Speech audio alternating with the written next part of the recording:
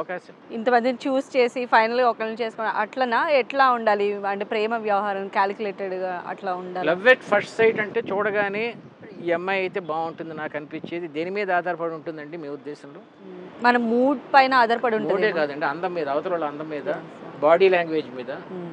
Culture మీద ఆధారపడి. ఇంతకన్నా లోపలికి వెళ్ళలేం కదా. వెళ్ళలేదు.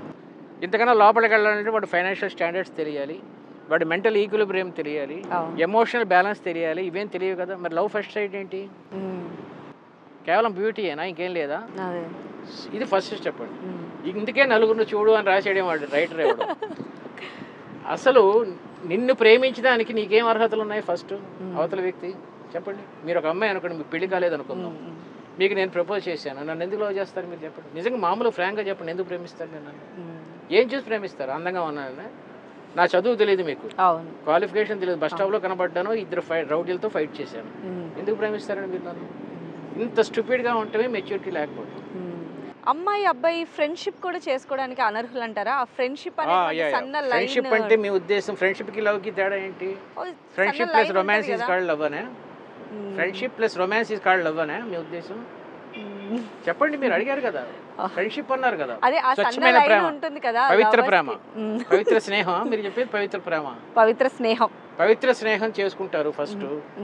స్నేహం అయిన తర్వాత ఇద్దరు విడిపోతారు, ఎవరు పెళ్ళి వాళ్ళు చేసుకుంటారు. ఇందులో ఎవరికి అబ్జెక్షన్ ఉంది? కానీ అలా జరగదండి. పవిత్ర స్నేహం కొంతకాలం అయిన తర్వాత నెమ్మదిగా కోరిక కలుగుతుంది అమ్మాయి తనదిగా చేసుకోవాలని. ఇది మానసికం, శారీరకం కూడా. తనతో తప్ప ఇంకెవరితో మాట్లాడకూడదు, తనతోనే ఉండాలనేది ప్రేమగా మారుతూ ఉంటుంది.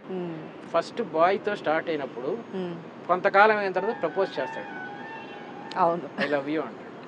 కొంచెం ఆలోచించుకుంటాను అంటుంది, అది చేస్తుంది. తర్వాత ఎస్ అంటుంది, నో అంటుంది. ఫస్ట్ ఈ అబ్బాయి స్నేహం నుంచి ప్రేమగా మారుతున్నప్పుడు అమ్మాయికి తెలుస్తూ ఉంటుందండి. తెలుస్తా తెలీదా? తెలుస్తుంది సార్, డెఫినెట్గా తెలుస్తుంది. పట్టుకొని టచ్ మూమెంట్స్ మనకి అర్థమైపోతుంటాయి. కానీ ఆ అమ్మాయి ఎందుకు దూరంగా ఉంచదు? వాడు చెప్పినప్పుడు చూసుకుందాంలే అనుకుంటుంది. అవునా కదా? నిజం చెప్పండి. Yes or no?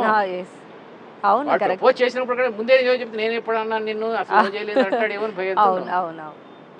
ఈ టైంలో వీడి లవ్ పెరిగిపోతూ ఉంటుందండి. చెప్పాలి చెప్పాలి చెప్పాలి చెప్పాలి.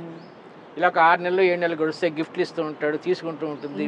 ఎస్ నోలు లేచావా, ఆకాశంలో నువ్వే కనబడ్డావు, సౌండ్స్. నెమ్మదిగా లవ్లో దిగిన తర్వాత అప్పుడు చెప్తుంది, వద్దు శేఖర్, నేను ప్రేమించడం లేదు, నాకు బాగున్నాడు, ఇంకా ఉండదు చెప్తాను. అప్పుడు వీడు 2 రకాలుగా మారుతాడు. ఒకటి దేవదాస్ అవటం, 2 యాసిడ్ పోయటం.